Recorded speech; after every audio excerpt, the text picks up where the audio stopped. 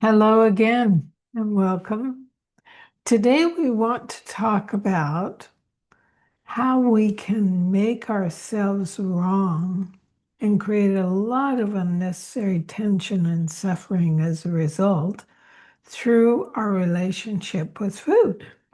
Yeah, we've often talked about how consequences, circumstances are neutral. How if I get cut off in traffic, that doesn't make me angry because sometimes I get angry when I'm cut off and sometimes I don't.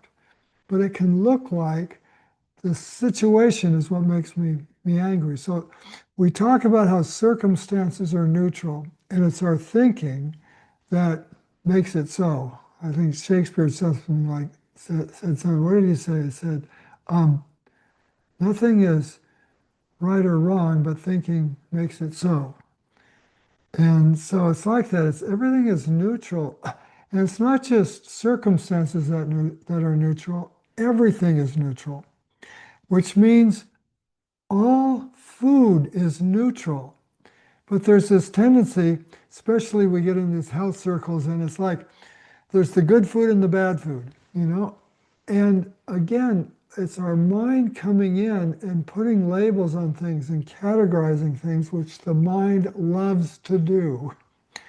But it creates just what Connie's talking about, all this unnecessary tension and suffering. Because when I say that Twinkies and Coca-Cola and smoking, these are all bad because of the health consequences they have, and kale and apples and um, Tomatoes. tomatoes. Yeah, but I made these amazing wraps this morning. It's got like 2 pounds of vegetables, and then we dehydrate them into wraps, and I have those instead of what I used to have, the white flour um, tortillas. I loved the texture and the taste of these white flour tortillas, but I knew low nutrient dense anyway, so they were kind of in the not so good category. Now I make these wraps are in this great category. When we put food into categories of good and bad, the problem with that is that then if I'm eating a white flour tortilla, it's like I've done something bad. It's like I'm a bad person.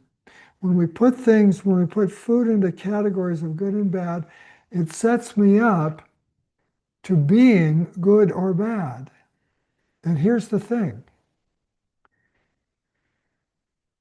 our goodness, our strength, our confidence, our radiance, our who we really are isn't something we earn. We aren't good because of what we do. We are good because it's who we are. Who we are is good. So it gets confusing when we have things and circumstances that we label as good or bad, because then we take on this idea that our activities or what's happened are what make us good or bad. And that's just a lot of unnecessary suffering because when we realize our true essence of who we really are is simply goodness and light and love and peace and joy, we experience life that way. Where's the suffering? So, if we want to be free of this, what we call unnecessary suffering, we just have to let go of this thinking, of this categorizing, which is the nature of the mind. The mind will never stop doing this. It's always going to want to say good, bad, right, wrong, black and white. The freedom lies in simply seeing through the fact that this is just my mind doing it. It's not the truth. The truth is everything is neutral and I am good. Yeah, and an easy way to really ground yourself and visit the goodness that you are is what we're always talking about.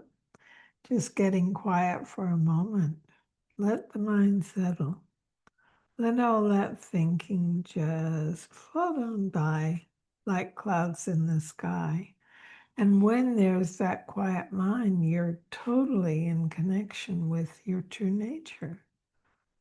And you have at your access the intelligence of the universe, far greater than the mental mind. And the mental mind is great. I mean, we do so many things through this intellect that really help us.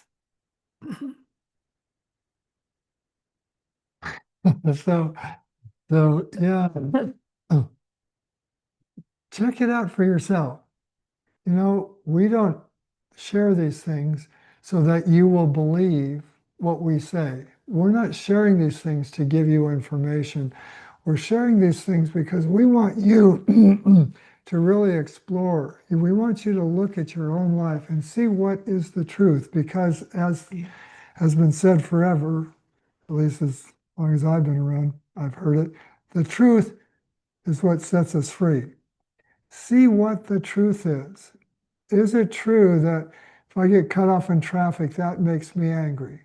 Or is it true that circumstances are neutral and my thinking creates this experience of anger within myself? The story I tell myself in that moment is what creates the anger, not the being cut off.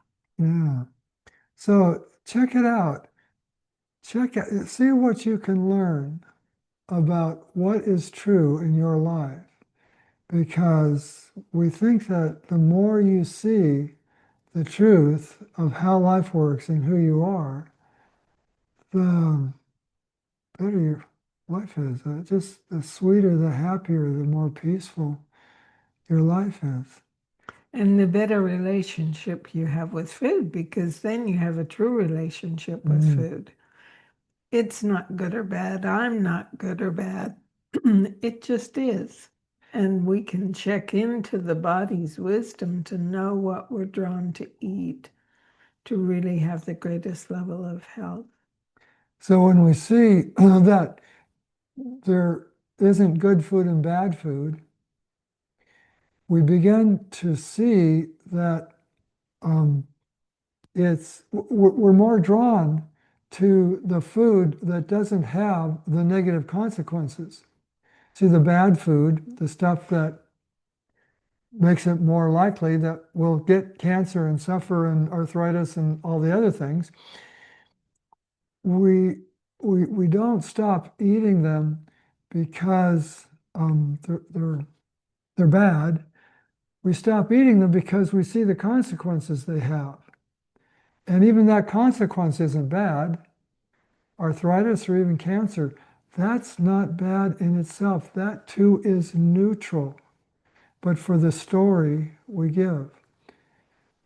In the same way that most of the time when I get cut off in traffic, I used to get really angry, but sometimes I didn't.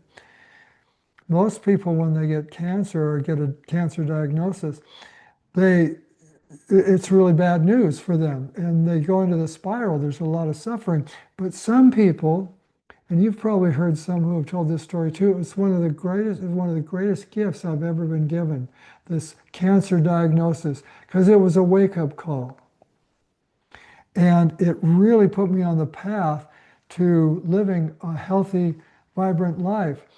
And how often have we heard Dr. Furman or Dr. Esselstyn say something about someone who was given a 6 month, you've got 6 months to live.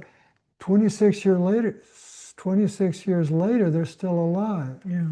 And So, thriving. because they made changes as a result of the diagnosis. So it's not the situation and it's not the thing that is good or bad, but our thinking makes it so. Check it out. See how it is in your life.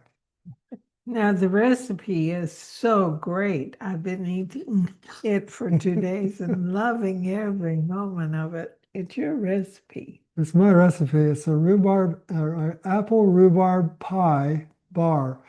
So I love fruit pies, but I don't like the hassle of making pies and crusts and all that stuff.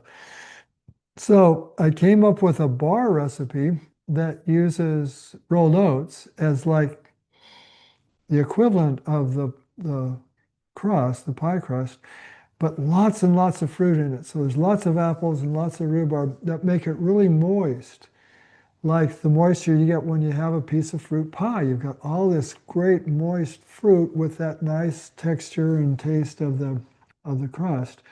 So it's an apple rhubarb pie bar because they're really moist, almost gooey. I love them. I think she Yeah, does very too. good.